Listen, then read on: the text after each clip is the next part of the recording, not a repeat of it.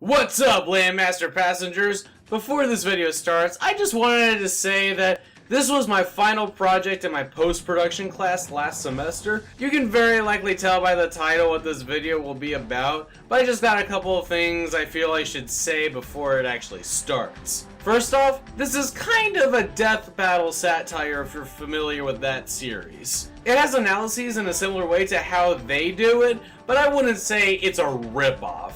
And it's not like there's an animated fight after the analyses or anything, it's just me comparing.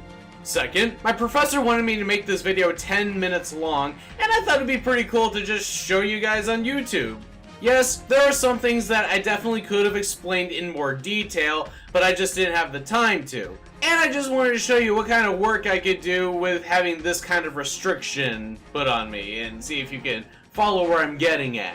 But you do still get an idea of what I'm talking about, even if it's not explained in the fullest of detail. Finally, I use facts from the films and in real life to analyze, but in the end, this is only my opinion. I just figured this would be a fun way to explain that opinion though. Just keep in mind that I do in fact like all three of these dinos. So, now that I've wasted enough time, I hope you guys can enjoy, because I only had about 3 weeks to make it and polish it as best I can. If you like it, then great, leave a like. If you don't like it, then leave a dislike, I won't complain. But I do hope in the end that this was at least entertaining. So, here we go!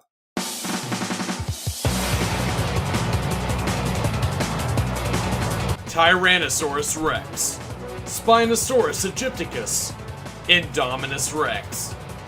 These are three titanic dinos that star in my favorite film series of all time, Jurassic Park. They keep the films exciting and manage to keep the audience on the edge of their seats. But, which one is truly the best? Well, I'm here to give you the facts and my opinions to show which super predator is truly my favorite. The Tyrannosaurus Rex was king of the Cretaceous period, and nearly 65 million years later, Henry Wu used the miracle of cloning frog DNA to bring the T-Rex back to life. Weighing about 9 tons and standing about 40 feet tall, the T-Rex rules Jurassic Park and has been everybody's favorite dinosaur for over 20 years. Its trademark features include its 5-foot-long skull, which can be used to smash things to oblivion. Its massive tail is great for smacking bitches, as well as gaining some speed while running. And despite having the dorkiest of arms, it more than makes up for it with its jaws. Once it grabs a hold of anything, it is nearly impossible for it to lose its grasp. The T-Rex has killed 2 velociraptors in one fight, can catch up to a speeding jeep, knock a trailer over a cliff, run at least 32 miles an hour, and is brave enough to fight against dinos that are clearly out of its league. But while its brute force is awe-inspiring, it's not the brightest dino. Despite proving to us that it can catch up to a speeding jeep, it has also shown that it can't quite catch up to a large group of people running in a straight line or a woman in high heels. And while it is brave, sometimes its courage can backfire and it can get its shit kicked in really hard. Yet despite its minor setbacks, that does not change the fact that, in the end, the T-Rex has always been and will always be everybody's favorite carnivore from the Jurassic Park series.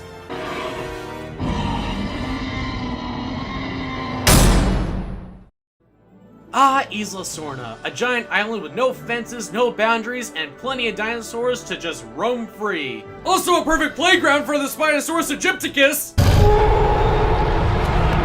Also existing in the Cretaceous period, the Spinosaurus was a force to be reckoned with. However, the true facts of this dino are pretty much unknown.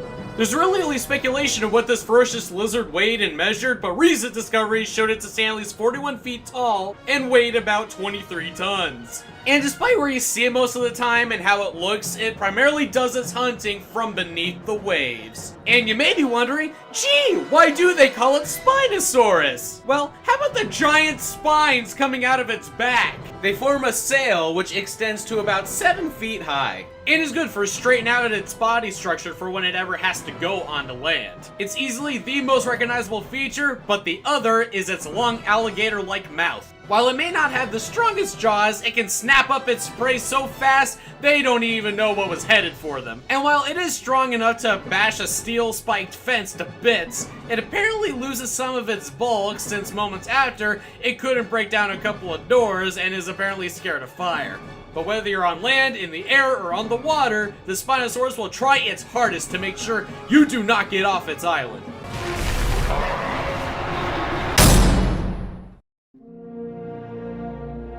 So after the mistake of bringing dinosaurs back to life, you think Henry Wu would have learned his lesson. Well, guess what? He didn't!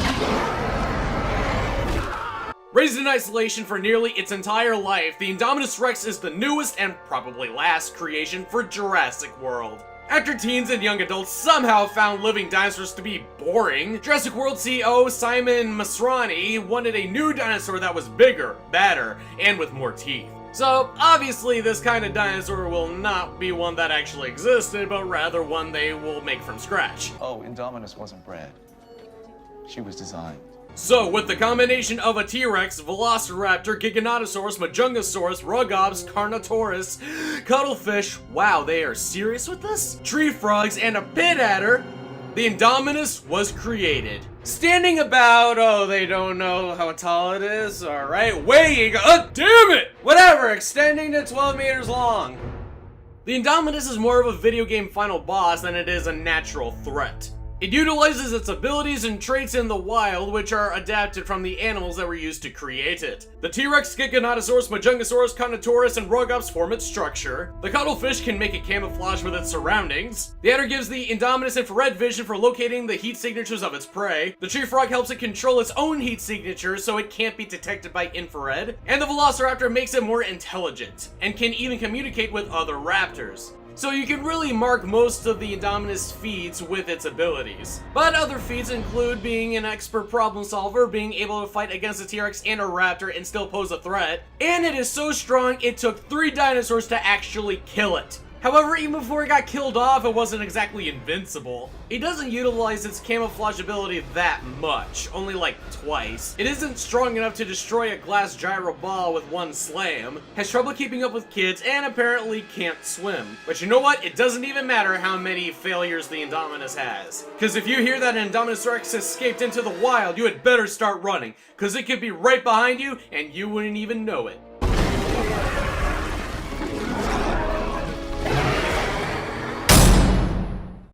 Alright, these dinos have been analyzed. It's time to figure out which one is the best. First off, to give you perspective, everybody likes the T-Rex, everyone thinks the Indominus is decent but not as good as the T-Rex, and nobody likes the Spinosaurus. And it's no secret that the director of Jurassic World hates it as well.